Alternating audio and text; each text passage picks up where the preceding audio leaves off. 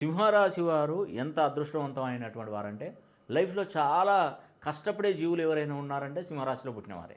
2025 సంవత్సరం వీళ్ళకి అసలు కలిసొస్తదా? లేదా? 100కు 100% కలిసొస్తది. మీరు బాగుపడతారండి. మీకున్న కష్టాలన్నీ తీరిపోతాయి. మీకు ఉద్యోగాలు దొరుకుతాయి. చక్కటి చదువుకు తగ్గట్టు ఉద్యోగం దొరుకుతుంది. వ్యాపారాలు కోట్లలో చేయగలుగుతారు. సంపాదించగలుగుతారు. 10 మందికి సహాయం చేసే శక్తి ఉంటుంది. ఇప్పుడు ఎవరికైనా సహాయం చేయాలంటే వాళ్ళ దగ్గర ఉండాలి ఫస్ట్. ఉంటేనే ఇతరులకు సహాయం చేస్తారు. నీకే ఆకలవుతుందంటే బయటి వాడికి నువ్వేలా ఆకలి అన్నం అనేది పెడతావు వాడికి? పెట్టలేవు.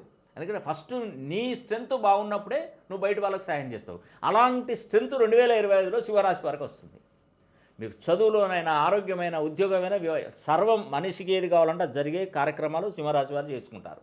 గోచారం చూస్తే గురువు 10వ ఇంట, కుజుడు 12వ ఇంట, కేతు ద్వితీయంలో, బుధుడు చతుర్థంలో, రవిచంద్రుడు పంచమంలో, శని శుక్రుడు సప్తమంలో, రాహు అష్టమంలో ఉన్నాడు. సో